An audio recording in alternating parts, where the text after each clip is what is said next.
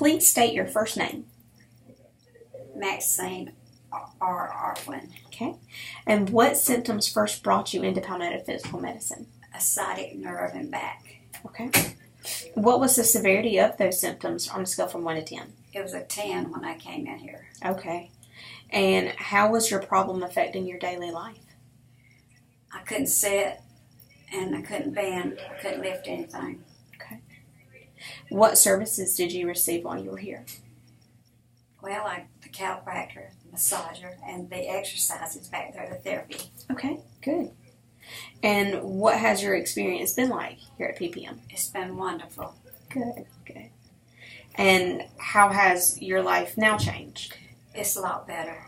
Okay. A lot better. Good. And would you recommend Palmetto Physical Medicine to your friends? Yes, I would. Good. All right, thank you.